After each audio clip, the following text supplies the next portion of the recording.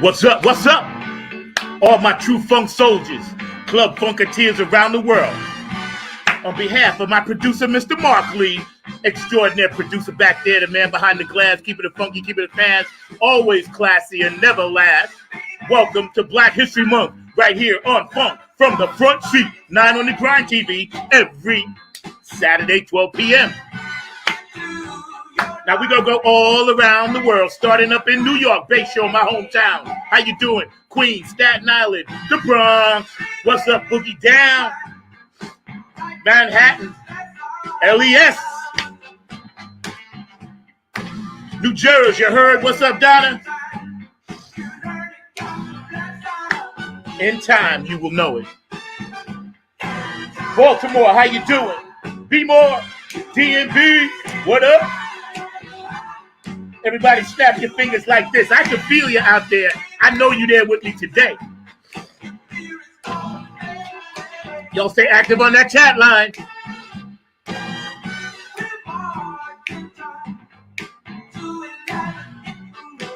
Oh, yeah. Delaware, are you aware? Philly Dilly, Funky Philly, how you doing? What's up? What's up? Oh, yeah, Virginia. Shout out to my nephew, Pat, and my family there. I love y'all, man. You feel better. I'll see you soon, nephew. West Virginia, what up? Big shout out to my daughter upstate. Kayla, I love you. Maya, I love you. Yeah, she's over here at Appalachian State doing her thing in college. I love y'all, man. Shout out to my son, Zachary, down in Georgia. I got you, bro. I love you.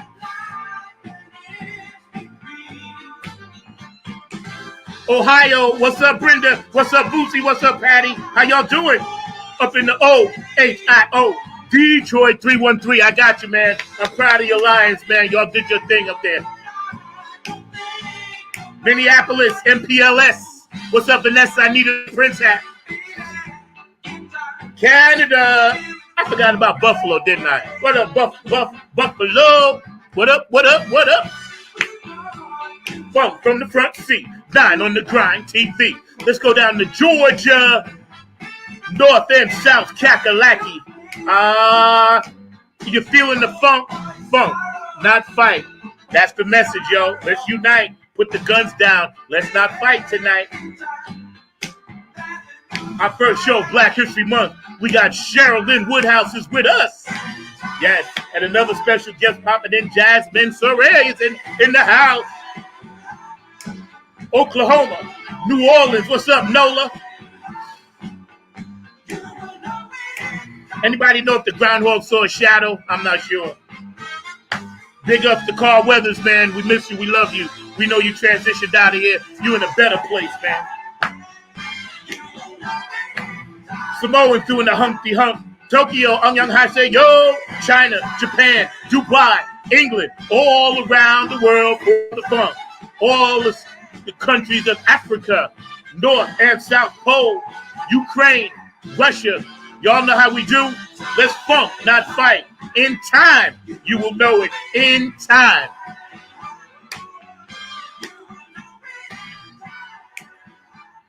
Yeah. Welcome to Funk from the Front Seat, right here at 9 on the Grind TV. Got a little different location, which is all good. Mad shouts out to everybody else. Stay active on the chat line. We're going to get really deep into it today, talking about Black history. It's our first show of the month. And we want your opinions out there. So hit us up on Facebook Messenger or this messenger right here on StreamYard or YouTube or whatever, man. You can find us. We're on so many platforms. So you can check us out. And let's just talk a little bit about the deep dive. And some of the questions that I need to ask is Black History Month helping us? Is it helping us grow? Does it bring attention to a lot of things that we need bringing attention to? Do a lot of the youth understand the need for Black history, or do they just see it as just another month of celebrations and things like that? Do they really understand the significance of it? And what it means to a lot of the people that I'm going to talk about today? Some of which you heard, some of which you probably not have heard about if you're a little bit younger. But, I'm definitely going to do a deep dive into, what Nina Simone meant, what Marvin Gaye meant, What Maurice White went, which I came on with, Bootsy and George Clinton and Bernie Worrell, what they meant, Stevie Wonder, Tina Turner and Aretha Franklin, of course. I'm gonna give you my personal opinions, about Bill Cosby and some of these people that made Black history, So just keep in mind that it's an open forum. You're welcome to pop in anytime and join us. I'm looking for Sherilyn Woodhouse. So, Mark, I don't really see her, so I don't know if you're back there or not, but if you could pull her in. And forgive me because I'm sniffling because my sinuses are bothering me. The weather's changing here in North Carolina, the ragweed and all this other stuff. So if you see me sniffling from time to time, that's what that's about. I woke up feeling a little under the weather, but you know what they say, one monkey don't stop no show, and the show must go on. Mad shouts out to C. Thank you so much. Love you. You picked out a beautiful wardrobe for me today to wear. The Funk Not Fight shirt and my brand new chapeau that I'm rocking a little bit, changing the style up a little bit. So thank you for that, for taking care of my wardrobe. The groundhog, according to my producer, Mr. Mark Lee, did not see his shadow. So does that mean we get like more winter time? Is that what that means? I think I don't know. I've gotten confused ever since I was a kid. Shadow, no shadow, winter, no winter. Who the hell knows? Anyway, according to my crack weatherman, Mr. Mark Lee, excuse me, my crack weatherman, Mr. Mark Lee, he did not see his shadow, so that's a good thing. So lift up your cup and throw your hands up and let me hear the party say funk from the front seat, not on the grind TV. So check this out. Today, I'm going to do a little dive into my thoughts about Black history and Black History Month and what it actually means. So y'all sit back, relax. I hope you got plenty of light and it's all good. And I want to give a shout out to all this beautiful artwork behind me. Of course, my guy over there, Ken Frank, did this one right here. And Curtis Wilcox did that one. And Georgia Funky Vinci did that one. And Curtis did that up here. So all you guys checking it out. Also, Aquarius Rising Art, Patricia DeOria. And she's the one that did my lovely business cards. Let me see. See right there. Hold on. There we go. It's hard working in reverse. Oh, there we go. There you go. Now you can see. Yeah. So Patricia DeOria, thank you. I love you for that, man. So check this out. Black history. This is what it has always meant to me. Now, I came up in a different time when we were every day was Black history. Every day should be Black history. Every day should be American history. Every day should be Native American history, Chinese American history, Asian American history, Latino community. It should be just history. I don't really like the fact that we say Black history, all right? Because we should be beyond that now. And of course, it's Black History Month. But if somebody does something in June or July, should that not be recognized too as like, okay, they make a history or whatever, So I think we need to, as always, with different and new information comes a different objective point of view. So as we get more information, we need to constantly evolve with that information and change it up and switch it up. Right. Again, these are my opinions, not the opinion of StreamYard, not the opinion of YouTube, not the opinion of Facebook, not the opinion of any other platform that we are on, TikTok, Twitter, and all this other kind of crazy stuff. None of that, because it's my opinions. It's my show. So these are just my opinions. Please don't go after those people for my opinions. Come straight after me if you need to. Okay. So here's what we need to look at. When we look at history, we think about, from my recollection, the Civil War, Revolutionary War. We think about, the British coming over here trying to bum rush the country, the Pilgrims and all this other bullshit, right? We think about all this stuff because this is what we were taught. Okay, now with new information, we are taught different things. So the way I look at it now, from what I know now, almost 66 years old, and the stuff that I was taught back in the 60s, I got to honestly say I'm very disappointed in the public educational system because it was all bullshit. And they knew it was bullshit. And my father used to tell me it was bullshit, because he knew better. talked about the black heroes. He talked about, his heroes were baseball heroes. He talked about them. He talked about Satchel Paige, and he talked about, one of the greatest home run hitters ever. And he talked about, this guy that was so fast, he could steal bases and wait until the first baseman had the ball and run the second. He was so fast, like he could cut off the light and jump into bed before it was dark. Cool Papa Bell was his name. And for y'all that don't know, I know my Negro history when it comes to the Negro baseball leagues, because I actually went to the Hall of Fame and saw their exhibit when they came to Shea Stadium when I went to see the Mets. Josh Gibson, of course, greatest home run hitter ever, not Babe Ruth. So these are things that my dad talked about, and these were things that I learned. He also was a Baptist minister, so intertwined with the spiritual side that I was getting from him, he also gave me the freedom to understand the Indian culture, the Native American Indian culture. He let me have a Quran in my house so I could read that, because I was always interested in a book that I had to read back to front for me, which was opposite. Not they're saying that they're wrong, but I'm just saying for us, for me. And I was interested in the book because I asked him, well, Dad, why is this in reverse? He said, go ahead and read it. Check it out. So he always gave me that freedom. He always allowed me to be myself. He always allowed me to understand that the world is ever changing, ever evolving. And he gave us a platform, and the ability to, my sister and I, and he gave us the wherewithal to understand that a lot of the stuff that we were learning in school simply was not true.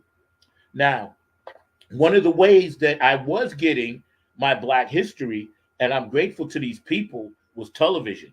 And I'll tell you why. Even though they mocked us on TV, blackface and, shuffling and this and that, the people that I paid most attention to were like Sammy Davis Jr., Sarah Vaughan, people like that were singing on some of these shows. Mahalia Jackson, Nat King Cole had his own show, right? And I remember watching this, and I remember, like, okay, during the commercial of Nat King Cole's show, he had Jackie Robinson, who had retired from baseball and was doing Chuck Full of Nuts coffee commercials or Maxwell House commercials. Right. And I was like, wow, that's Jackie Robinson, one of the greatest baseball players ever, broke the color barrier. Now he's doing commercials. So we were subliminally getting, and if you were paying attention as a young Black child, you subliminally were getting history. You just had to understand how to crack the code with it. Because when Mahalia Jackson came on and sang on the Ed Sullivan Show, first gospel artist ever, she was making history. Hey, let's bring Cheryl in. How you doing, Cheryl? Come on in. Hey, I'm one of our guests today, Club Funketeer ambassador, retired military, line dancer extraordinaire, all around the world, blowing up, doing all this good stuff. How are you doing, my love? I am doing awesome.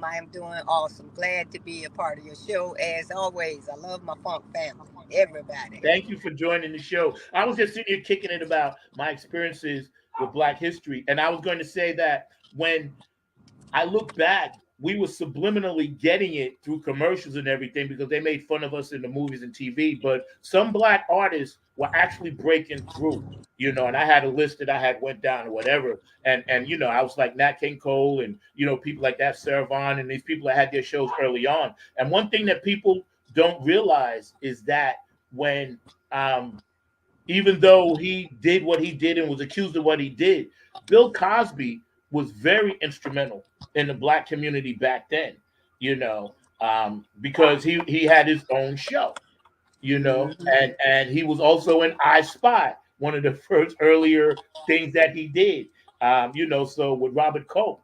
And these are ways that I subliminally was getting my Black history, because I mentioned before you got here, all the stuff that I learned in the 60s was all BS. It really was a lie. It didn't, make sense. My father told me it didn't make sense. And he said, listen, just try to pass. But he said, Black people did more than invent the cotton gin. We did more than, stuff like that. We actually were an integral part of building this country, along with Native Americans, along with Asian Americans, along with Mexican Americans, along with Chinese Americans. We were a part of that fabric, that quilt. So before we do a deep dive, tell our audience a little bit about yourself. And for those of you that don't know, Cheryl is my co-host, and she'll be popping and doing this show, here and there, so I can take a break from it. We're going on 5 years. So tell our audience a little bit about yourself, love. Well, hello everybody, first of all, and thank you, Zach, for allowing me to be on your show again. My name is Cheryl Lynn Woodhouse, born and bred from Chicago, Illinois.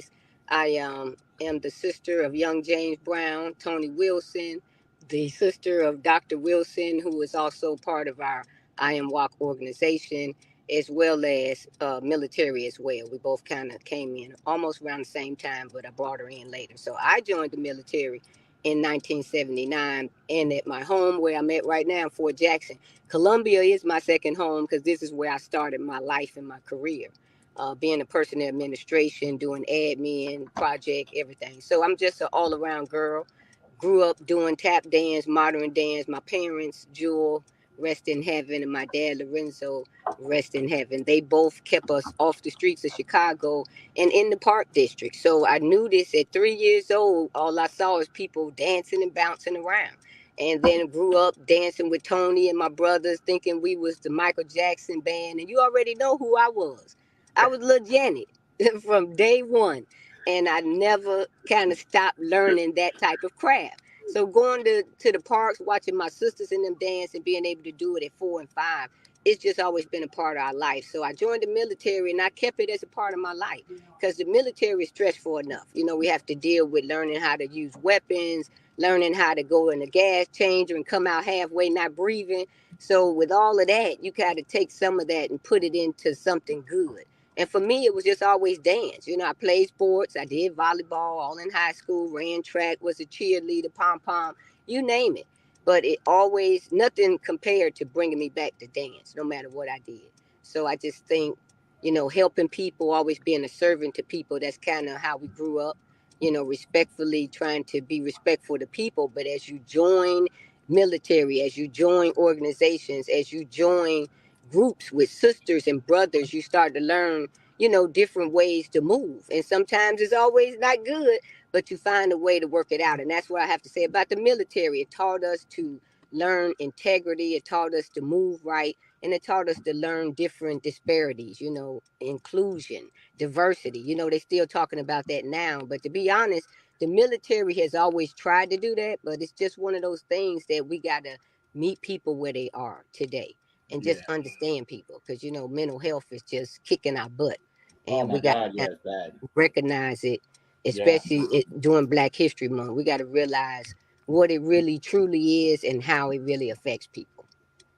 Truly. Yeah. I agree with you about that mental health thing. I just wrote that down as a subject, but yeah, it's Yeah. bad. So when you think about Black history from a military veteran's point of view, not the wars that were passed, but just in from 1950 on up, right? How do you think the society deems our place in the military along with other minorities? Mm, I want to say, during the 50s, of course, I was born in the 60s and not really understanding the military. I just knew that they protected us. I Right. knew that they sent the men off to war without a decision. 17, 18, you had to sign up.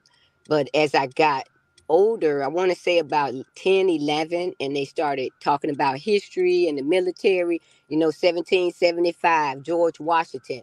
Always looked at it as type of British Army and where do our African Americans fit in.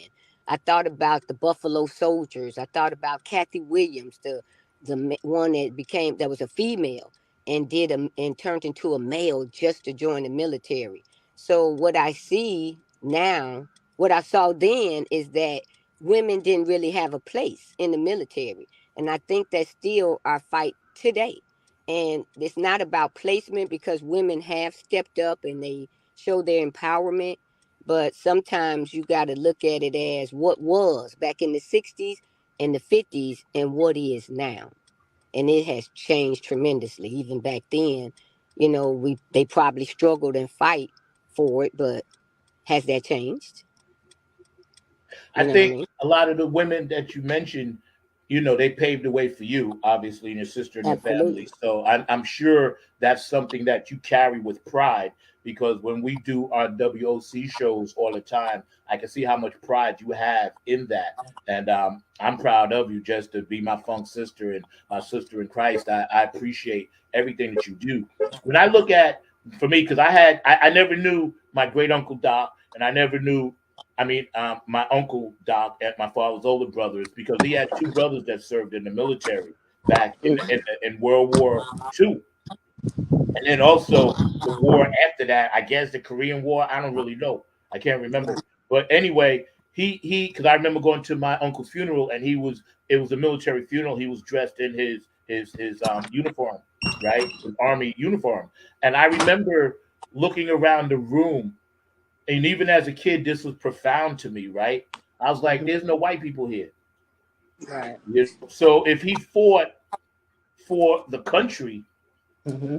and then he comes back to his country and he's treated like three-fifths of a man, less than a man, and all this other kind of stuff, um, I'm sure our ancestors then endured a lot of pain that we now take for granted, especially young Right. people, not you. And that's what I want to bring attention to because I think our young people should really understand. Yes, these are Mhm. photos of Martin Luther King, Malcolm, and Medgar Evers, and this one and that one, and Rosa. They're photos, they're pictures, but they were also real people, flesh and blood people, human beings with families, with feelings, with resentment, with anger, with depression. A lot of times we don't understand just how depressed any Mhm. minority is when they're being oppressed. I see a uniform in the back. Yo, that's dope. With pride, right? I got you. Always with pride. Every time you Always. post it on Facebook, I got to tag it. I got to hit it. That's pride right there. See, that's Black history. For y'all that are watching this show right there, I'm getting goosebumps. That's Black history. That's why Rosa Parks sat in the back of the bus. That's why Martin got shot. That's why Malcolm did what he did. So this woman could do that. See, and it's all part of the chain. So I think that we forget how depression played a huge part in those minorities, including ourselves, that we forget about. When we see Martin Luther King Jr.'s picture or Rosa Parks' picture, we looking at a two-dimensional thing. But we're not thinking about, man, this man was beaten, persecuted. All the people that he represented was going through the same stuff. And imagine the depression that they were feeling.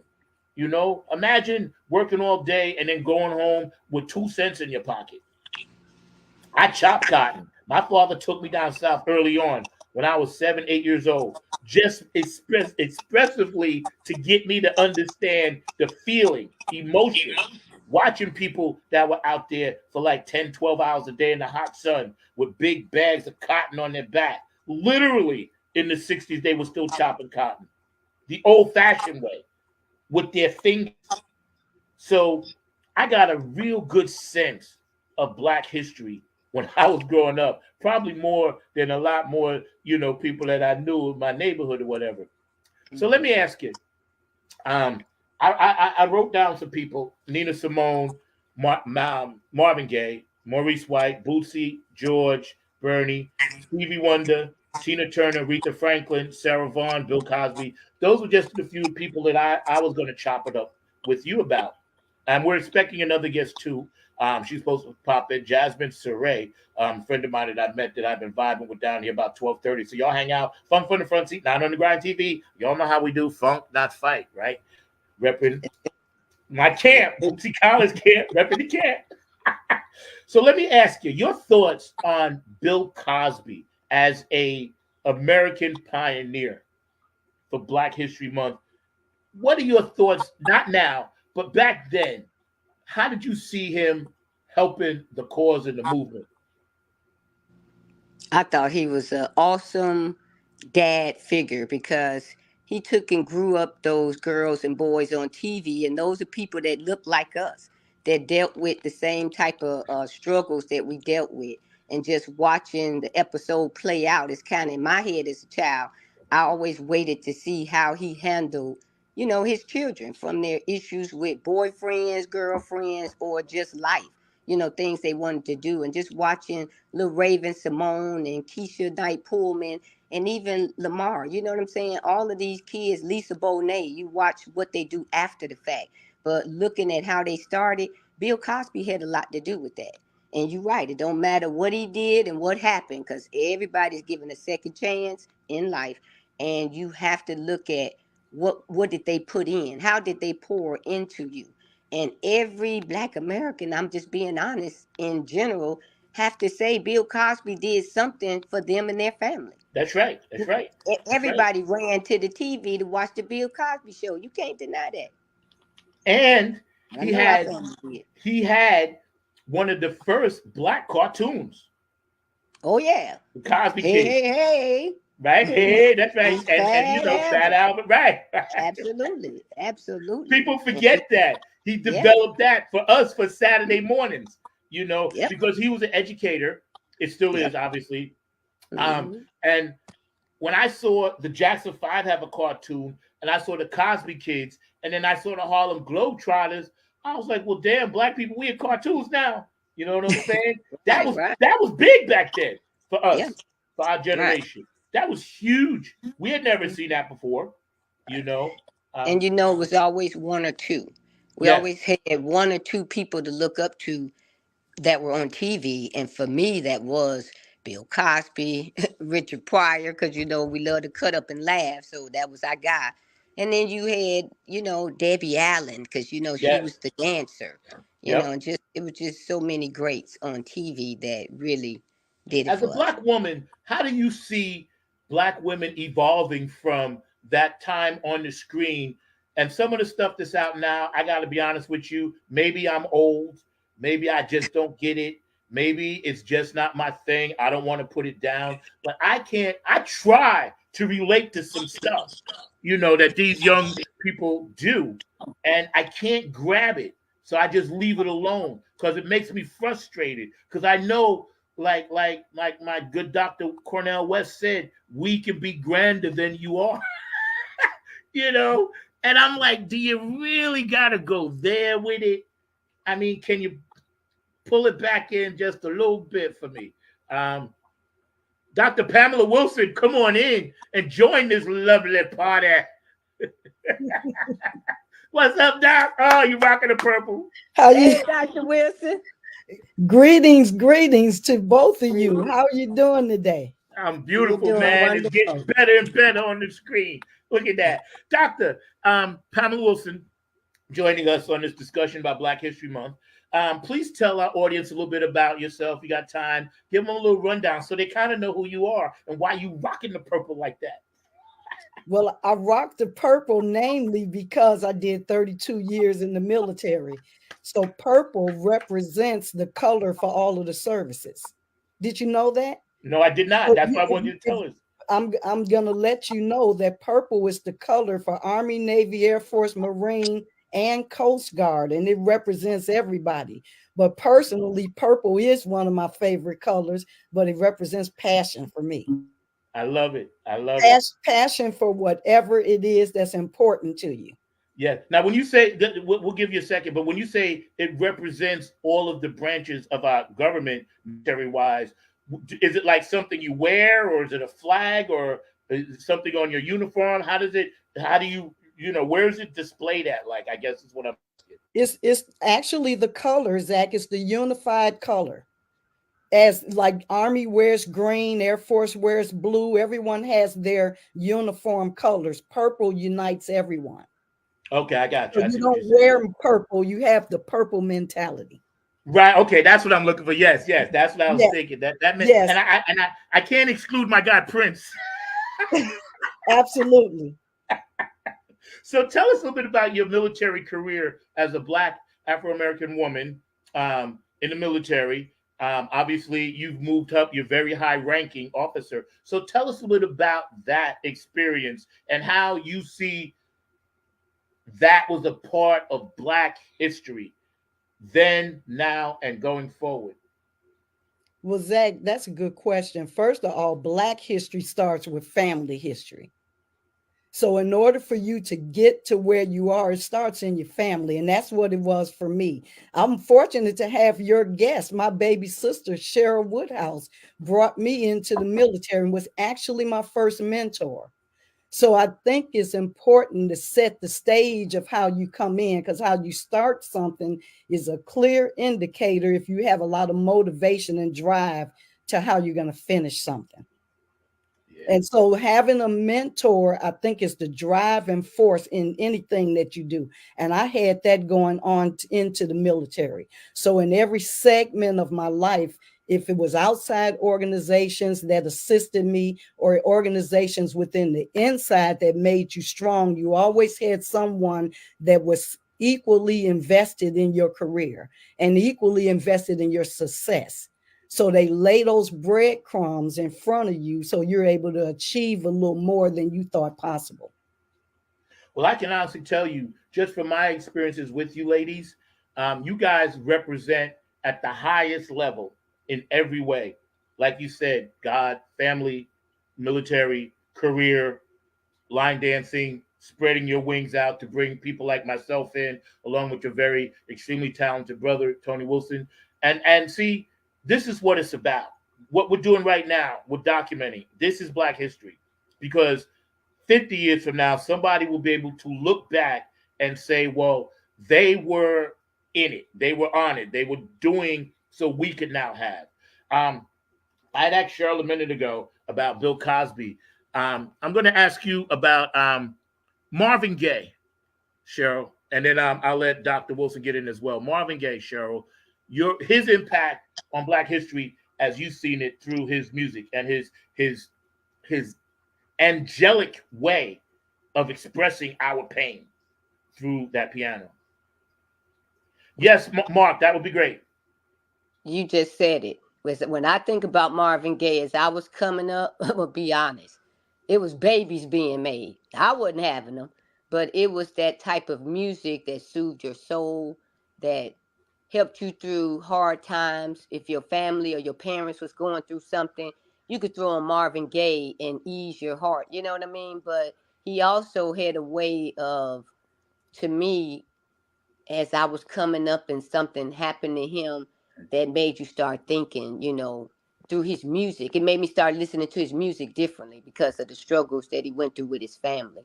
So Yeah. sometimes when I see people that have struggles, you listen to what they sing about. And as my sister always taught me, listen for what people don't say. You know what I Yep. mean? And look at what they're not seeing so that you can help be the eyes. One thing we learned in the military, catch that ball before it dropped. And for that music, Marvin Gaye, he kind of helped a lot of balls drop. And you could Yeah. take that either way, in a good way. Doctor? Sometimes I just think the singers don't get they just do either. Yeah. Zach, Dr. Wilson? Zach, I think that's an excellent point that Cheryl made on listening to the things that people don't say. But Marvin Gaye said it well. And if you listen to that song, What's Going On, you get a chance to dissect some of the things that he made us aware of before they even occurred. Like he said, there's too many dying. It's too many that's bringing escalation to the world. He said clearly, we don't need to escalate. You see, war is not the answer. So he gave us lyrics that opened our mind and let us know that if we use what God gave us, our God-given right to education, to learning, and to thinking for yourself, that this world would be better for everyone. And he continually asked the question, what's going on?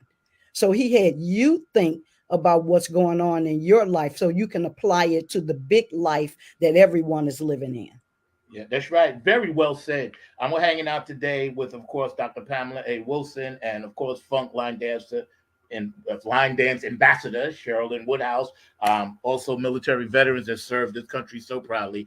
One thing that I liked about what you just said is I've always been a wordsmith. Okay, so I listen to what people are singing about in addition to the music. And the first word in that song is mother.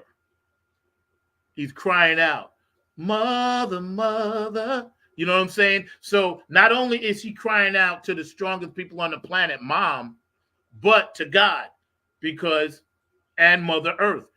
This is the brilliance and genius of the wordsmith. That's right, George Da Vinci Trouble Man was insane. What's up, bro? Black History Month, man. Y'all stay active on the chat line. Please feed us your questions and comments so we can get them on the screen. Mother, I got goosebumps. Marvin is tapping in on me now. We got you, Marvin. We ain't gonna forget you, bro. We got you, bro. We got you. His genius was cut short, like so many others. And because of the records and the stuff that he did, we still have it. So thank you, Marvin, for that. I want to ask you about, Mark, what's the next picture? I'll just let you do it, and then we'll go down in order. So this way we'll stay more organized that way. We appreciate you guys hanging out with us. That's our first show, Black History Month, Funk from the Front Seat, live, 9 on the Grind TV. Got a lot of surprises, and my co-host, Sherilyn Woodhouse, will be here doing some shows this season, and I will take a much-needed vacation. 5 years.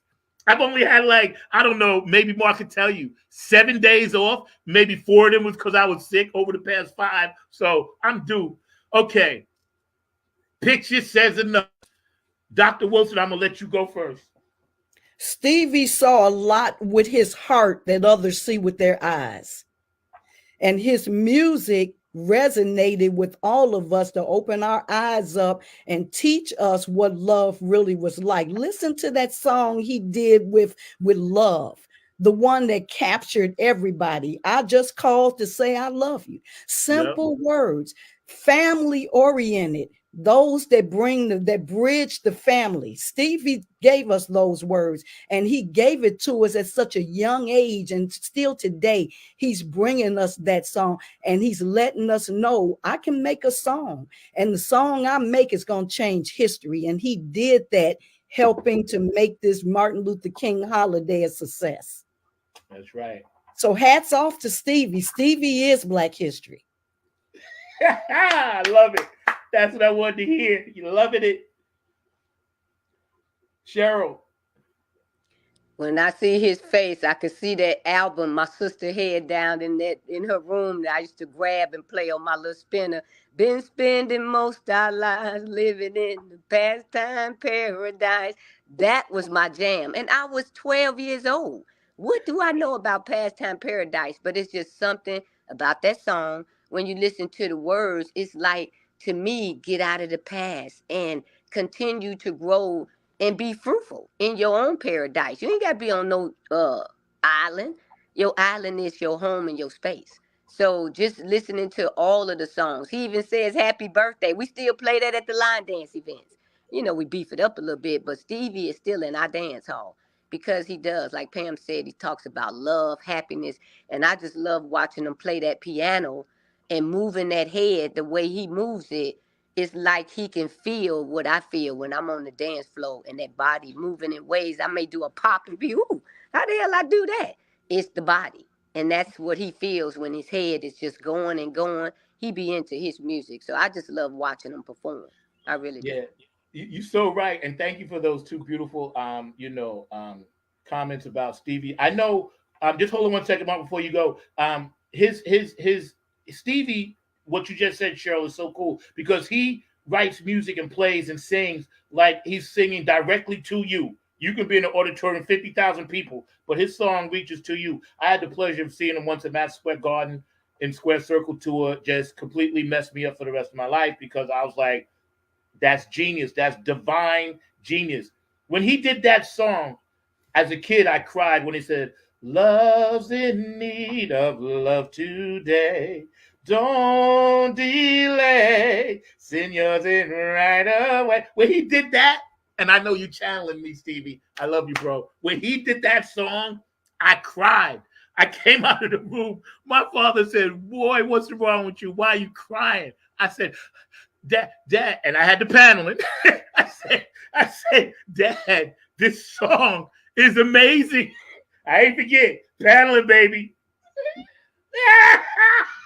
That's a private joke between me and my girl. Paneling, right? Oh, bring her in, please. Jazz, come on in and join the party. But when he did that song, what up, love? Unmute. You got to unmute. Unmute. Mark, help her unmute. There you go. We're going to get that straight.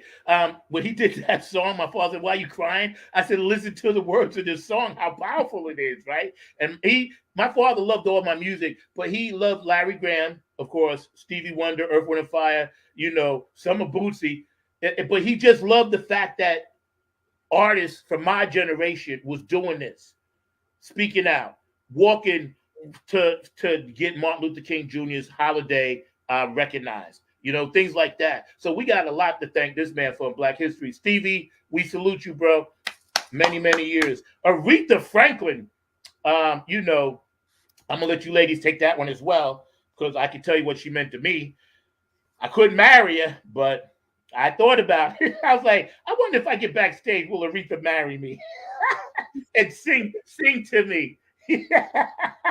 Because, she did a lot of Carole King songs. Carole King was a great writer, and she wrote a lot of stuff for Aretha. Mark, you got that picture of Aretha? Stevie's like, I ain't getting off, just like he did at the Grammys. I ain't getting off. Oh, there she is. Look at that.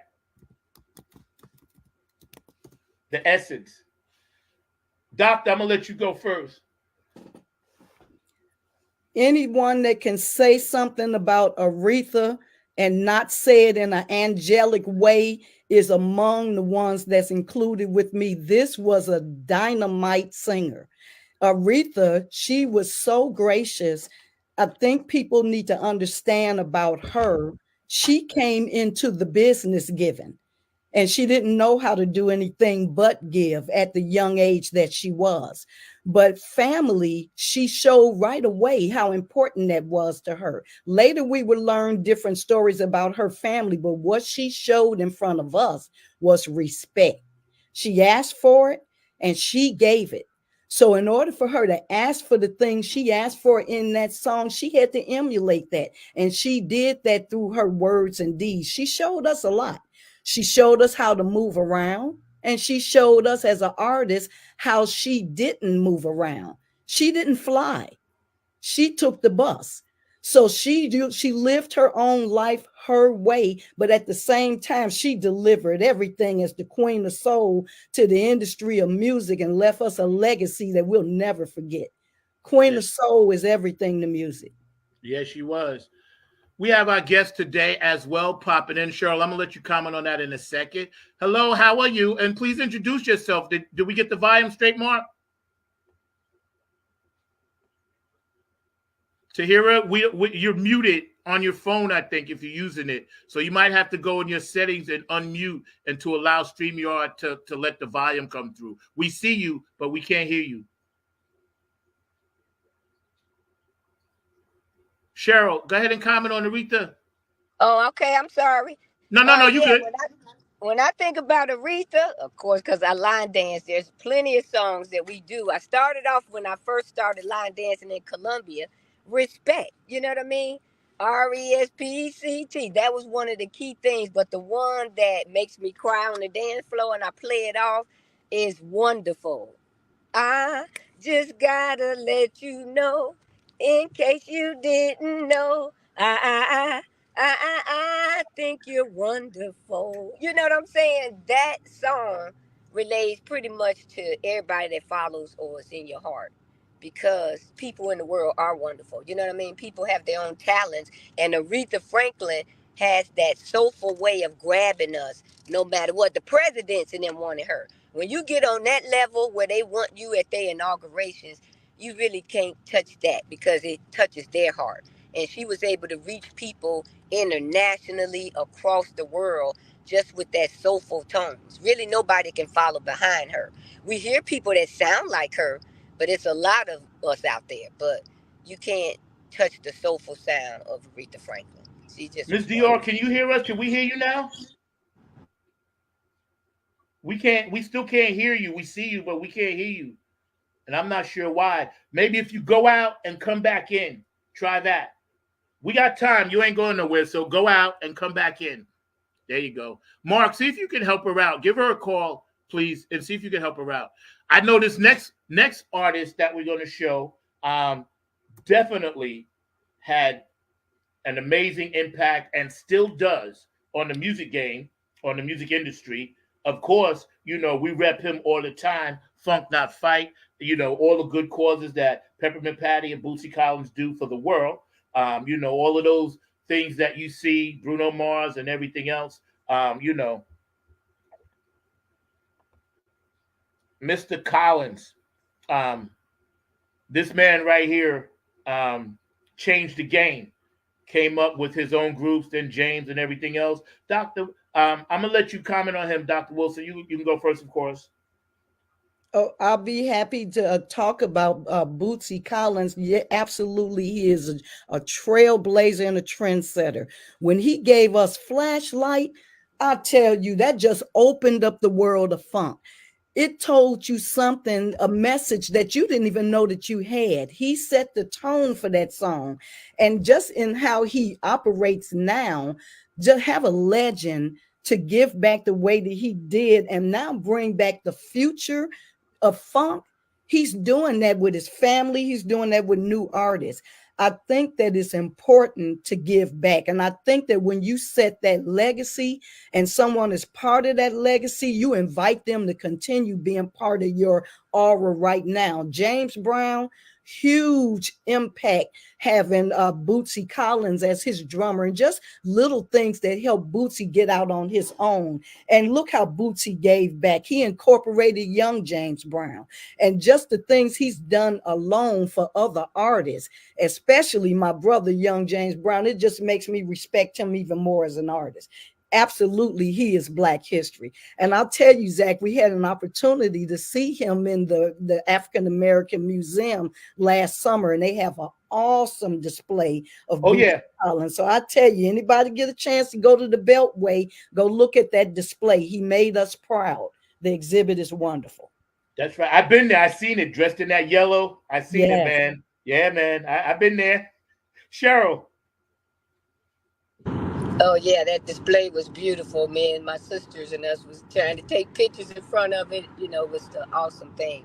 But I think just the opportunity, like Pam said, Flashlight. Okay, we was dancers back in the day. We had to dance to Flashlight, and even though he was in the band with I think George Clinton and them, he started off with branching off and doing his own thing. And then that's when everything just kind of came together. And then the fact that Tony was rocking all of this music in the house and everywhere he go. When he first set up with him, he was flying out to go dance with him on stage. During that time frame, we was listening and keyed in, but it didn't really settle in until he started going to Japan and overseas and with everybody. So I was like, wow, every time I turned around, he was with Bootsy. Then the pandemic hit. And he had wanted to branch out. I think Bootsy was doing a little stuff in Columbus or Cincinnati with one of our key line dancers, Robert Johnson, who is an awesome line dancer. But when Tony had a meeting with him, he had mentioned, hey, why don't you look at my sister for your Power to One album? She'll make a line dance up to it. So he sent it to me. I did a little something, sent it to him. And then, of course, they ran with it. And it just happened to be his birthday. They did it during his October birthday. So that kind of what kicked it off. And then Patty asked, would you be my ambassador? And that's when I said, absolutely. But instead of being selfish, I love to share.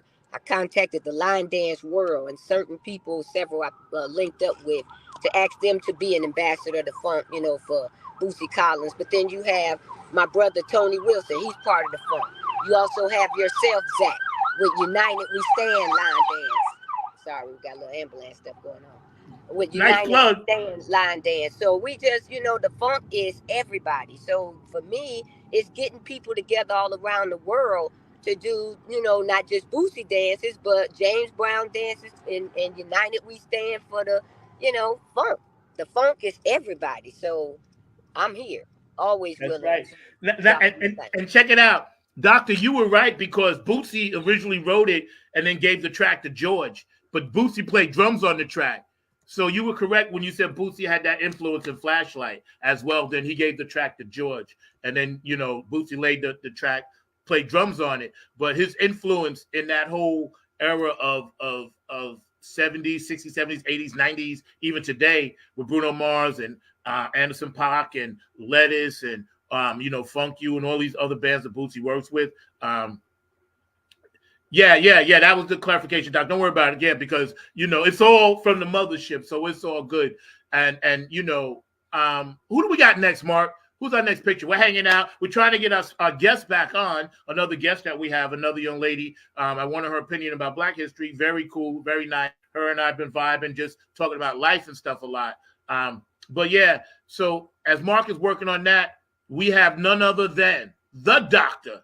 George Clinton. Just got his Hollywood star. This is one of the most influential, no matter what people say. I'm not getting into that part of it, but this is one of the most influential musicians and artists on the planet. Dr. Wilson. Zach, you couldn't have did that intro even better. In my era, I went to high school in the 70s. We were all about George Clinton. It was nothing but the funk. And to this day, he is still bringing the funk. It's the birth of everything we know now. He is really the father of all of that. I tell you, if James Brown had one huge influencer, it was George Clinton. I bet you that. And with him being so the innovator in the funk music, he had that opportunity in 1997 to get inducted into the Rock and Roll Hall of Fame. We were so happy to see that. But on top of that, he's received Grammy after Grammy and recognition after recognition. This guy, the funk master, he is the one that set the tone for the way we see music now. So I'm glad to just say a few words about George Clinton. Love his flavor. Love you, George. You the man. Cheryl. Absolutely. I'm gonna be honest. I love his colors. He is rainbowed out from head to toe most times when he on stage. But you know what? That just sets the stage for the funk. It's crazy because I work with the retired first sergeant, and his brother that he lost actually drove from North Carolina to Charleston, the Hard Rock Cafe, to deliver the keys to the city to George Clinton from North Carolina. And during this time frame, he was apparently sick and dying during that time frame. But to him, it was that important that apparently they wasn't able to give it to George before he had left to go to the Hard Rock Cafe. So since his brother was part of that committee or whatever it was, he took the strength of him and drove all the way down there just to give George the key to the city from the mayor. And just that story alone is awesome. He wrote it up for me, and I kind of was going to use it for Black History when Patty was doing her military things during that time frame. I never got to get that story out, but I just think that it's crazy that you meet people and they all have a connection, some kind of way, their family member, to musicians, and not necessarily singing and dancing, but trying to deliver something to them because they feel like that person is just that great. Yeah, and they keeping it alive. I'm just always enamored that people down here don't know that he was actually born down here in North Carolina, Kannapolis. So that always bothers me, but I'm down here holding it down for you, George. You are Black History, bro. Congratulations on all you do. We're going to continue to hold this stuff down for you and Bootsy. And we got another innovator from the mothership that was equally as important, if not the driving force behind everything that was keyboards for Parliament Funkadelic. This man, Bernard Da Vinci Worrell, his first name was George, ironically, but Bernie Worrell. And Cheryl, I'm gonna let you go first this time. Oh, Cheryl, Doctor, okay, Doctor, I'm gonna let you go first. What do you think about Mr. Bernie Worrell, the keyboard wizard behind Flashlight and everything else? Well, we have to have someone that starts history off, and Bernie did that with excellence. I tell you, when you look at the influences of music now, that keyboard arrangement, if you look at how rap is going now, it is nothing but the influences of Bernie. He made us look at music a different way. And I tell you, that keyboard was instrumental really in helping the dance industry to keep on track. That keyboard is it. So I'm sure that my sister will relate to you that just having that beat and having the keyboard to keep you aligned, that is the epitome right there of a musician and of an artist who has to keep others on track. So we thank Bernie for that. He made us relevant in terms of listening and understanding why he was playing that piano, why those keyboards made an impact on music today. I tell you, it's in education. And he said he probably should be indicated in the education field for breaking ground in that arena, because that's right. how you learn. That's how you learn keyboarding nowadays. Yeah, that's right. That's how you learn a lot of things. So when you talk education and you get these artists and get them to be guests in these educational settings, they wrote the manuals. They wrote the manuals. Yeah, they did. He was a genius. Cheryl. Yes, Zach. I stopped away for a minute to get a number. No worries. Who is this right here? Bernie Worrell. I'm gonna be honest. I don't really know Bernie Worrell's music. What did he make? Well, he did. He's the keyboard player for P-Funk, Parliament. Played on Bootsy stuff, Georgia stuff, Flashlight, all that. Okay, got it. So with that said, Pam said it all. When it comes to the Funk Brothers, they push the music, and even when you got musicians, you got to listen to them when they playing their instruments. Let me just say this: when I go to Tony shows and I listen to his band, I tune out the singing and I watch the band members and I watch how they move. I watch how when a certain beat finna come, what they do. And if you look at their face, oh my God, it's amazing to watch how y'all move like that. Are we live? Can you hear us? I think it's awesome that musicians. No, we can't hear you. I'm sorry. Hold on one second, Cheryl. I don't know what it is. We see you. Maybe you got the headphones. You got headphones. Those out. Take your headphones out. It might be that. Hold on one second. We're trying to get this young lady in, and see if you can put it on speaker. Maybe that'll help. Put your phone on speaker. I'm so sad. I really want to get you on. Yeah, don't worry about it. We'll figure it out. Mark, you got to figure this out. I'll bring you lunch later. But Bernie was one of the innovators when it came to keyboards. He was writing concertos and, on the road when he was 4, 5, 6 years old. He was a genius. He used to say ghetto genius and all of that stuff. So Bernie definitely was one of the most influential keyboardists, like you said, Dr. Wilson and Cheryl, for all the hip hop stuff now.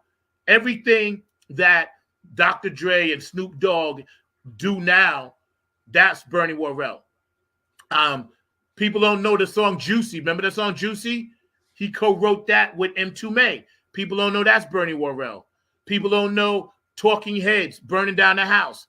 That's Bernie Worrell, So he definitely was one of the most influential people in Black history. At this point, did we get you in volume-wise? We got you?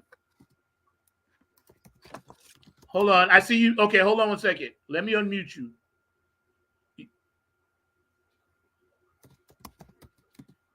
Okay, it says that you're muted on your side. Okay. Now it's unmute. Can you hear me now? Yes. Thank you. Yes, God. We were going to get you. Don't worry about it. Introduce yourself. This is Cheryl Lynn Woodhouse. This is Dr. Pamela Wilson. They served the military. This is a good friend of mine. Please introduce yourself to our audience. Tell them your name and a little bit about yourself. Very nice to meet you as well.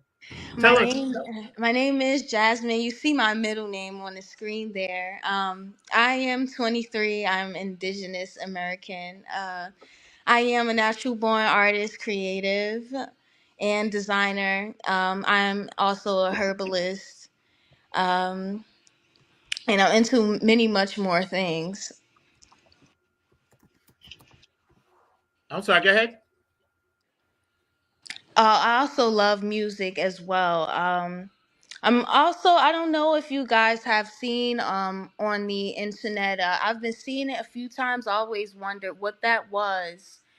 When I listen to music, I'm very sensitive to it, and I tend to get like goosebumps, and they call that very special brain activity. Not all people can do that. Like it's very amazing. I could hear every syllable and every instrument when I listen to songs. Yeah. I know when you and I first met, and I was driving Uber, I picked you up and we were talking a lot about this very day. And I said, I wanted to have you on my podcast because I like to have a variety. Also, it's Black History Month. Also, you're from another different kind of generation than me, even though you're a young woman. So I always want youth. I always want opinions. I value what you have to say because it's important, and I want my audience to understand this is why we do this show. This is why we do the Women of Color show, the Military History show. We try to do as many shows as we can about positivity, peace, love, and harmony. I want your thoughts. And we were just running down a list of some pictures about, people that were in the business as far as Black history goes. And since you're here, where do you see your connection from the time that you were born as far as understanding Black history and what is special about it, and why is it important to you personally? That's a lot. What I could see about Black history from the time that I was born to now, right? Um, I see that people are taking unconventional turns when it comes to Black history and not really sticking to. I think that our traditions are uh, being seen as outplayed nowadays. Like people are trying to take different approaches when it comes to changing the course of Black history from. Uh, I was born in 2000, and that's a lot of people thought that the world was going to end because millennials, like 1999 is over, it's 2000s, like what's going to happen? This is a whole different century that we're stepping into. Um, there's so much going on. Where would you like for me to point more towards, like the music it in general, or Just your because I opinion could go about. from every aspect, really. Yeah, not necessarily any one thing. Just do you? I guess I can put it to you this way: do you see the necessary continuation of Black History Month? Has it had an impact on you? I guess is what I want to know. Because you kind of alluded to it before, like people are not poo-pooing it, but they don't really take as much stock, say, as others do. So do you think it's doing what it's supposed to do? I don't think that it is. So how No. can we make it? And I'm not putting this on you. That's why I wanted to do this show, because I want to know what we can do to try to enhance that as Afro-American people. And you guys can jump in, Cheryl and Dr. Wilson. Please feel free, jump in. Uh, lately I've been feeling like what you guys can do, what we can do, like as a I say it needs to be like a more of a gatekeeping. I'm gonna say things that I feel like I've been feeling and like in my gut lately, in my intuition, like uh gatekeeping, like what is ours, because I don't it I feel like it hasn't been as black as it should be because people are able to appropriate and take things that they don't really understand and able to change them in a way. And I don't really like that because it's taken away from the authenticity of black music, black people in general. As I said, like taking old school songs and remixing them to a point of not even speaking about what the original song was about, or expanding on that energy and that feeling. I don't really agree with that. Good for you. Good for you. Cheryl, jump in and do you think, and Dr. Wilson as well, do you think that or see the need for Black History Month to be pushed even harder since so many people are just kind of like, oh, it's just February, Black History Month? What do you guys think? Dr. Wilson, you want to go first? I'll be happy to go first. There is so many layers, and I can appreciate what my sister said that spoke before me. Is so many layers to what she said. Black history is, I believe, the way it's taught now, we teach to put us in the defense. Mm-hmm. We don't teach Black history to put us in the offense. We don't have a clear understanding of our strengths as a nation and as African Americans, because historically our focus has taught us to focus only on the negative things that either has happened to us and not the positive contributions we have made in spite of the negative things that have made. So we have to change our focus. And we have to re-energize how we talk about Black history. What are we trying to do? Are we trying to educate, to give people a historical perspective of what used to happen? Or is that story that we tell going to have a future impact on how we operate now? So we have to think about that. And when we tell Black history, especially when African Americans tell Black history, we have to be responsible. Amen. Make sure you tell the responsible story, because there are other people that are listening to the stories that we tell. So are they accurate? Are they factual? Are they social? Or are they emotional? So we have to find a way to bridge all of that, so we tell the story where it gives credit to the people who actually live the stories. Mm-hmm. I knew you would have the perfect answer for us. I knew it in my soul. Cheryl, go ahead. Yes, ditto on all of that, Dr. Wilson. And another key word, being accountable. Because the millenniums, I gotta honestly say, like during the elections, they really stepped up. But sometimes I think they don't really know that they stepped up for. They just stepped up because they didn't want to see a particular person take over. But what they showed us, and what they showed the ancestors and the grandparents that couldn't go and take that fight or couldn't get to the poll because they, don't have wheelchair access, whatever the story was, them kids stepped up and they took their grandparents and their parents and made sure they did what they had to do for America. But when it comes to the millennium, trying to get them to understand why these things are happening to us, they ready to fight, but what are they fighting for? So like Pam said, you got to take responsibility for what we're teaching and telling them. And we do get emotional. I'm gonna be honest, I'm a very emotional being. Same. But you go so far as you can let the same thing happen over and over and over, and each time you got to find a better way of delivering it. But if your delivery continues to be negative, then you just got to keep going back in that bucket and stirring up the monkeys. Remember the monkeys we used to hook up when we was little? And keep hanging until you can hold on to something better. And that's, to me, the millenniums got to find that way too, because I talk to them all the time and I dance with them. And a lot of them come to dance just to get away from everyday struggles. They marry too soon. They, fall in love in and out, and then they run to us to fix it. You know what I mean? So what is it that we're doing? What are we showing them? A lot of them say, oh, well, I'm doing what my parents showed me. But what you was watching from your parents, what were you really seeing? Because it takes my sister and them now to explain to me a lot of the things that I go back and remember. I always have to keep asking her, why did this happen? And then she breaks it down for me, basically how she's breaking it down now so that I can even understand at 62. Because just because you got an age on me don't mean you know stuff. You know what I mean? You only know what you learn, what you take in, and you leave out the conspiracy theories.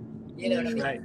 Very well said. And we're hanging out today with these three beautiful queens. Obviously, we're talking about Black History Month, but Black history is world history. It's the world history. I really don't like saying Black history, but that's the tag that we have right now. Every day, there's a person out there of color, Black, Latino, Mexican, Native American, Chinese, Asian, from, wherever, Dubai, or, wherever, North, South Pole, wherever, Samoans, Latinos, como esta, my beautiful Latinos, annyeonghaseyo, my beautiful, people from Korea. So it's like every day there is something happening. And I just want to get to a couple of these comments. And thank you guys for staying active on the chat line, of course. And Dr. Wilson said, moving forward from the legacy of Bill Cosby, America should consider Camille Cosby and the others who are blameless if blame is the issue that brought shame. And you're absolutely right about that. And now we see, how it's all folding out. I guess we'll find the truth one day. George DeFunca Vinci,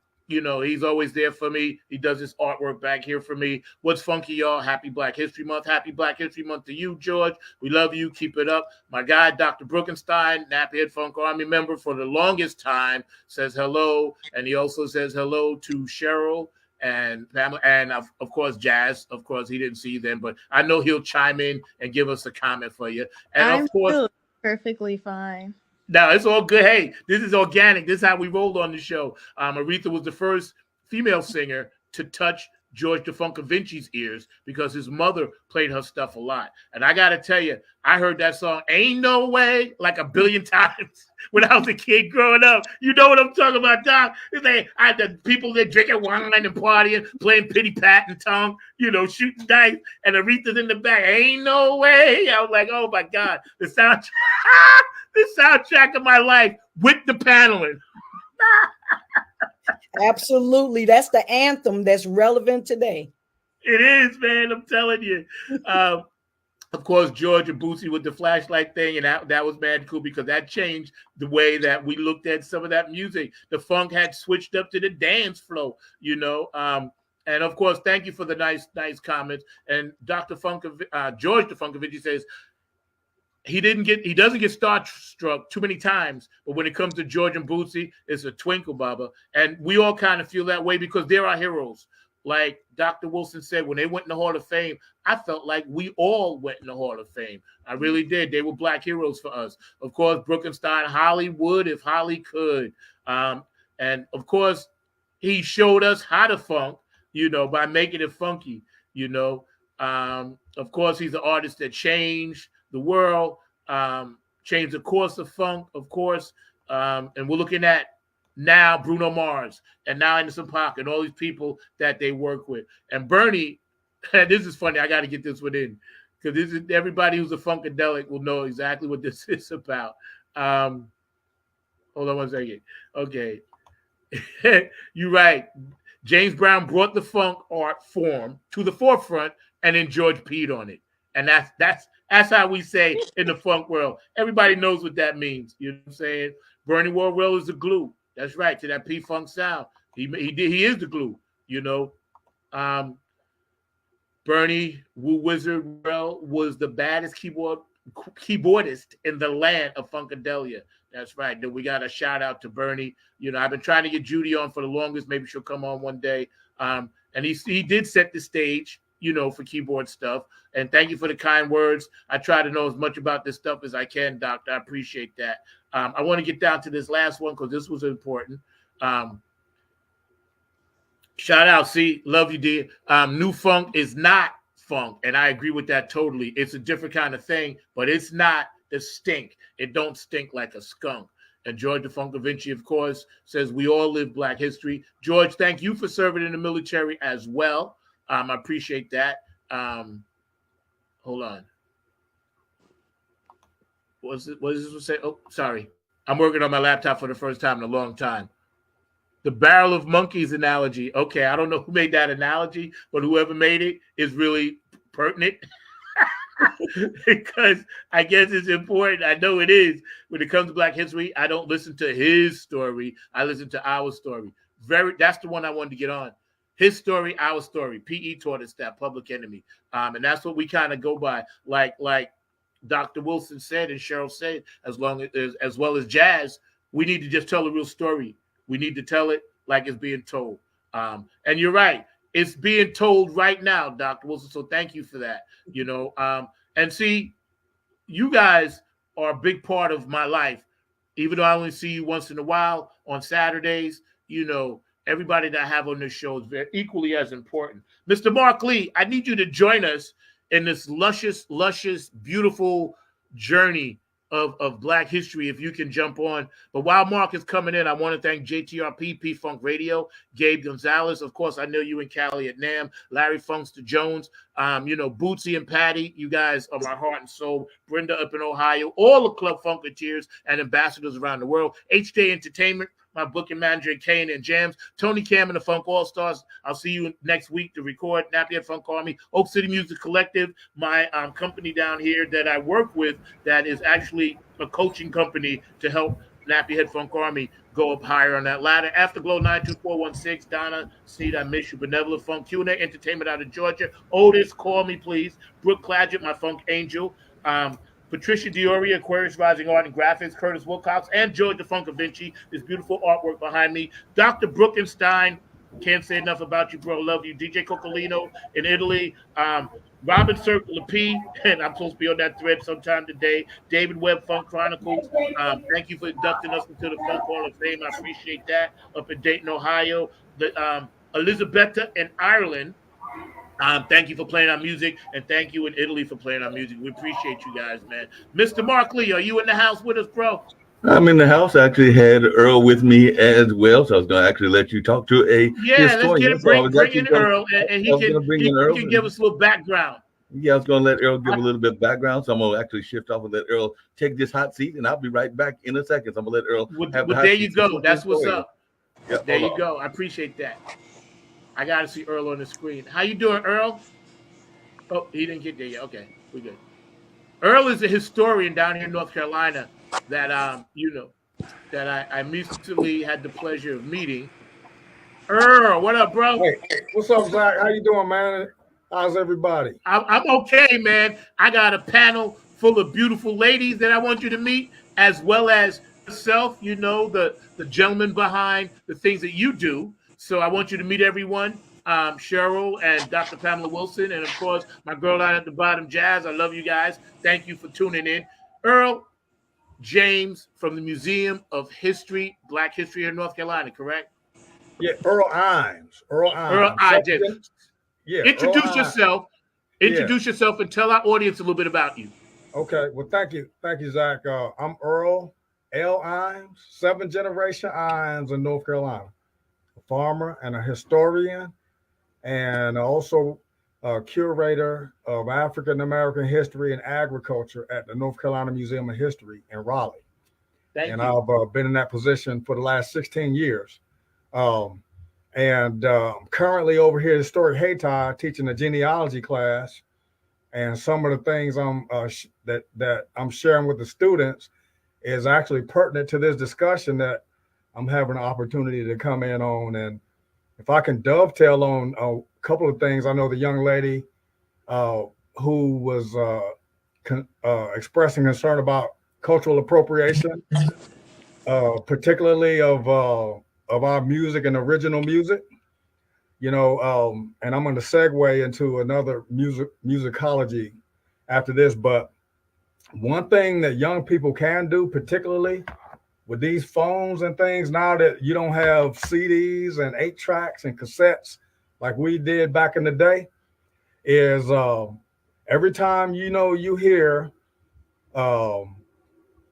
let's just pick on Bruno Mars for a minute, and he's replaying, D-Train. How about you just put D-Train on your phone and give D-Train some of that love and some of that royalty? And then at the same time, we'll educate people like Hollywood could if they could, right? But they can't fake that original D-Train. And even with Bruno Mars. So Bruno Mars is all right, but it's not the real deal. It's like a derivative in math. And so I would encourage you, nothing against Mary J. Blige, but, go back and listen to the real Chaka Khan. Yes. And stuff like that. So, I could go on and on, but going back to a couple of things that I heard and Dr. Wilson, I think if I can piggyback on what you were talking about, the perfect encapsulation of why we should study history. And what I teach about is a rhetorical question that my parents asked me when I decided that I was going to pursue a career as a historian and so forth. And that rhetorical question that my mother posed was, how are you going to make money? And so in the real question, the real world. And so with that, the short answer is enterprise. Enterprise. And as I mentioned, I'm a farmer and historian. But one of the things I was just teaching some of these students here is at the end of the Civil War here in North Carolina, we had 25 majority Black counties and 40% of a Black electorate that was, for the most part, one of the more educated Black electorate probably in the world. You know, being substantiated by burgeoning historically Black colleges and universities like the first in the South at Shaw University in Raleigh, going all the way up until 1910 here in Durham with North Carolina Central. And so when you buttress education with political aspiration and enterprise, the sky's the limit.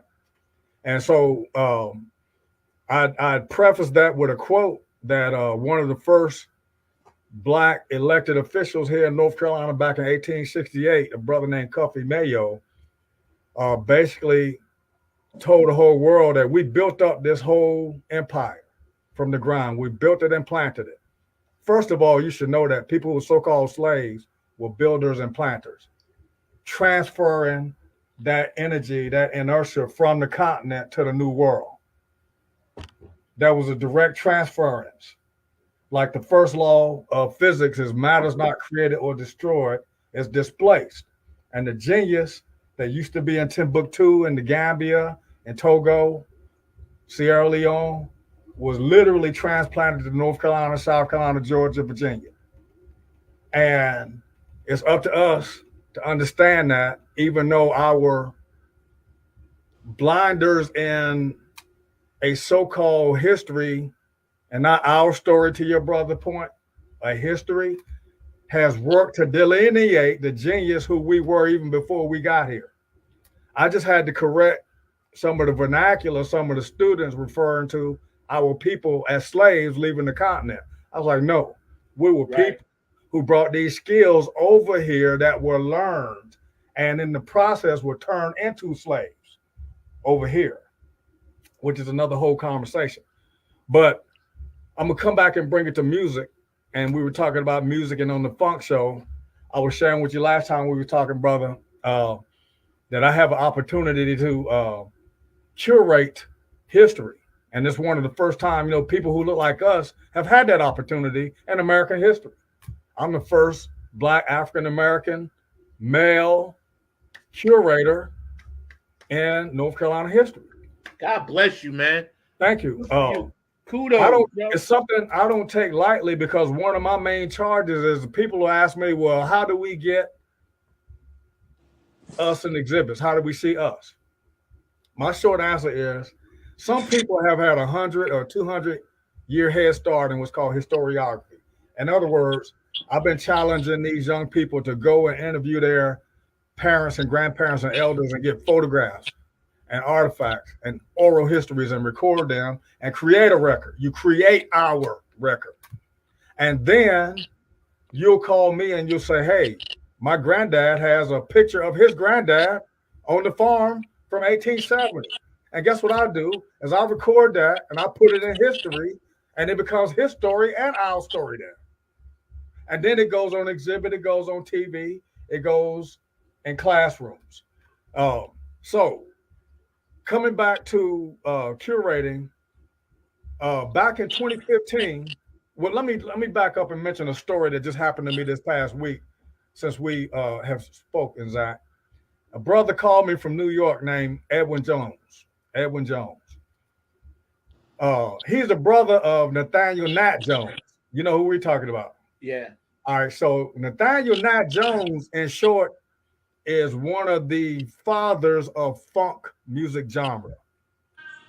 Funk music, in essence, starts in the South, and in particular in Eastern North Carolina, during 100 years ago and up into World War II and afterwards. And the short story is, back then, we had a segregated society that mandated laws and customs, but nothing was different about our genius. We always have had a musical and performing art genius that, again, that we brought from the continent here. And we are all music aficionados in the funk music genre in particular, but we could go back to jazz, we go back to ragtime, we can go back to spirituals that we created in this land. So these become all big parts of Americana and as part of American enterprise. Like Black Americana is one of the biggest exports and always has been in American history. It's exporting our history and our culture and our people out of the South first to the North and out of America to Europe and around the world to Asia now. So having said that, back during the days of segregation, when we had our really nice hotels and venues and our own businesses and things, there existed this institution called the Chitlin Circuit. Yeah. Might have heard about that. Yeah. And one of the maestros of the Chitlin Circuit was Nathaniel Nat Jones. He was a trained, educated musician, someone who came up in Eastern North Carolina under cultured musicians who were all educated at historically Black colleges and universities, like Shaw Universities, like North Carolina Central, like Fayetteville State, like Elizabeth City State University, and these places, Howard University, where they were classically trained in music as well as education. And so this is all being pent up in the Chitlin Circuit because the white folk were faking it with Tommy Dorsey and stuff like that. But they couldn't get the real thing unless they actually crossed the color line and came to the Chitlin Circuit, which they did. But I say all this to say is that Nat Jones' 10-year anniversary, he died 10 years ago down in Eastern North Carolina in a place called Duplin County outside of Wilmington, literally as a pauper, as a poor man in the poorhouse, fighting for the rights of the music that he wrote for James Brown, who we call the Godfather of Funk. So you might say, well, what are you talking about, Earl Hines? That's a great question. Going back to the Chitlin Circuit, Nathaniel Nat Jones in 1960, he graduated magna cum laude. That means the top of his class at North Carolina Central University, esteemed School of Music. He was already well known before he accomplished that because he had his own classical and funk bands that were touring in the Chitlin Circuit. He was so well known that I accustomed him to the not Nat Jones, but the Quincy Jones of the Chitlin Circuit, because everybody who was wanting to sample the latest sound coming out of America called funk music, they wanted to get it from him and the other folks who were in that Eastern North Carolina diaspora. So James Brown, everyone knows who he is now, and people knew who he was beginning in 1955 when he was signed to King Records, basically as a secondary version of Little Richard. Yeah, that's right. Good history. Yeah. Very good, man. Very good. Little I wanted Richard. to ask my panel, and we're hanging out with Earl I. James and, hanging out with Sherlyn Woodhouse and Jazz and Dr. Pamela Wilson, all of these great Afro-American examples of hard work, education, determination, right? And also an appreciation to give back their time today to share Black history and open up our Black History Month here on Funk from the Front Seat. I'm going to show, I wanted to ask Jazz, because you're at the bottom, your thoughts on Earl I and what he just said. Oh my God. I was just listening so closely and so quietly and like not even 100% facing like the camera because I was so it's crazy that he mentioned this artist being really starting off like really poor, because I was just thinking like how I don't really come from money. So uh I was just thinking of like the spiritual aspect of all of this. I really think that music is really spiritual more than anything, because it's emotion, and that's the main thing that you have to have in order to put anything on the track, whether it's your voice or your instrument and whatnot. One day I spoke to you about this one record that I really love, which is called Maggot Brain, and how he was expressing the death of his mother through a guitar. And I know that that probably sounds something that's like far out there. Like, how can someone be able to speak to someone's ears through an instrument instead of just singing it, right? So I just think that the more like you don't really have much of money in your background as a ethnic person, it brings the more emotion and music out of you. Because I was just thinking like, well, why am I even here on this podcast sitting with any of you? And I don't really have any big music background or like a lot, but it's could people really see the spiritual connection of me being here, or these people that didn't have anything before? How do you not know that years later from now, it's like, I wasn't, I just sitting with this girl and we was on a podcast and she was in her bedroom and whatnot. I think that it all leads up to a point. It's like a domino effect, and everyone who has started off from nothing, you know. And I That's the just think essence that of it's funk. amazing. Yeah, I think that funk music in general, it uh it puts a lot of emphasis on who we are as a people and the spiritual connection, and how it could all create like come to life. Like, it's like pulling from the metaphysical to the physical, like in with one thing, like with music. I don't know how to like really, it's really Well, you Well, got hard some to maybe, put well, it comments. maybe, together, but well, I'm maybe trying in to the history. find the words to piece it No, together you because good. it's not. Because Cheryl said, and go ahead, you can read your comment and tell her, please. Jazz, it's Your happening presence is not a mistake. It was exactly the all. way it's meant to happen. God makes no mistakes. And just being here today, with things going on or stuff happening Mhm. in your life, Mr. Dr. Earl gave it to us. And he's basically giving us the history right now, from you as the millennium, to me as the mid-age 62, to my sister as the older generation that's teaching us the right things to do and not the wrong things, to Mhm. Zach that's keeping the funk alive and giving us all the opportunity. So know that it's not a mistake. You were meant to be here today, right now, Mhm. laying in your bed, organic, just like Zach said earlier. Exactly. Tahira, Exactly. let me mention this to you too, because Real quick, I wanted Dr. Wilson to comment on what you before, then I'll let you jump back in.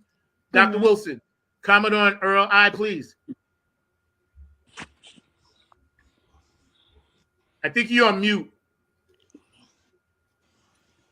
I apologize, Earl. You are totally on point and very enlightened regarding musical Black history and Black history in general.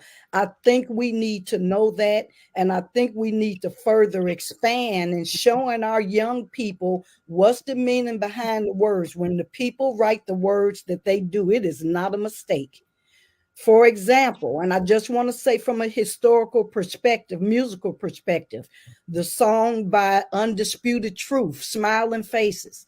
Listen to the words. Songs are not meant to, they are not meant to soothe. They're also meant to educate. And Mhm. they're also meant to get a reaction out of someone so that they'll listen. And I think that what you have said to us gives us an opportunity to go back into history and explore the things that were not said. And you said them well. So thank you for that. well, you're welcome. Thank you. Thank you. Okay, Earl, go ahead. I'm sorry. Yeah, I was just comment briefly on what Ms. Tahira was just mentioning about her presence being here and it not being a mistake. One of the things and I talk about that's not really taught in an academic setting is the metaphysics of the world. And so, you know, I always am constantly talking about the genius that's transferred from the continent here to the new world, to our space in particular in North Carolina. And so there were some people who were grafted out of Senegal called the Wolof people. They were world renowned before international slavery for beautiful voice and singing melody. And those people were grafted here and brought, and many of their descendants are all over this place and don't even know who they are. But music brings them back into that fold, into the understanding. So that could just be a challenge for you, Mr. Hero, to maybe do your genealogy if you haven't done it. Definitely. I'm very eager to. There's just so many different angles that I have to put all together in one because like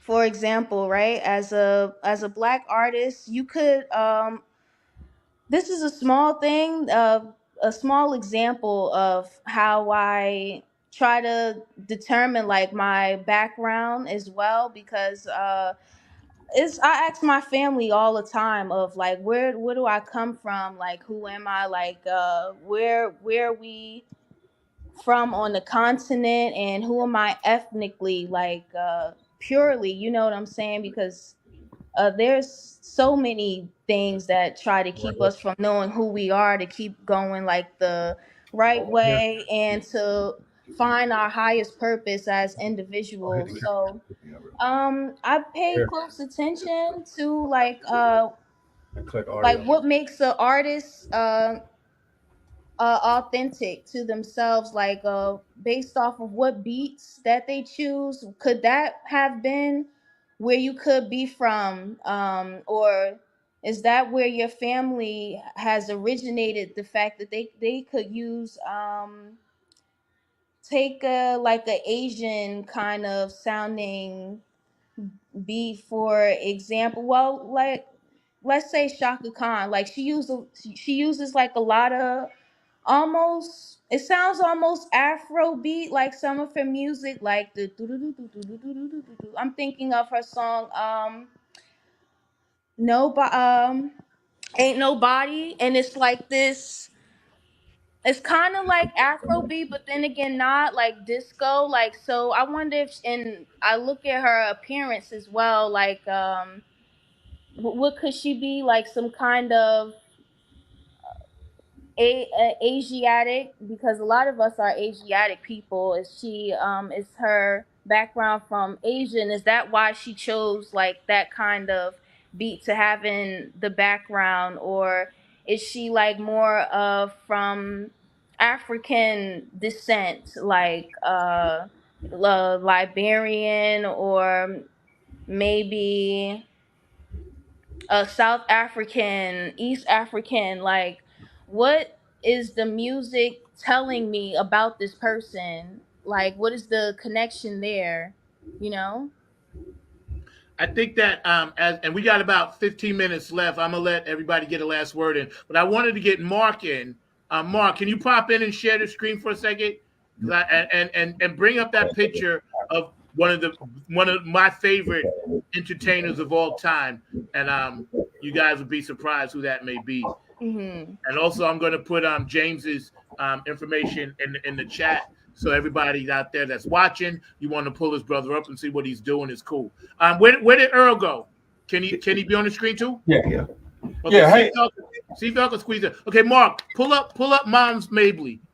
There you go. This woman right here. I had to get this because we talk about Black history, and I wanted to end with a Black woman today. And I wanted to, that's right, you already know, Dr. Wilson. I wanted Mom specifically because people forget about her genius. So I'm going to start at the top and work my way down. I'm going to start with your thoughts on this woman right here.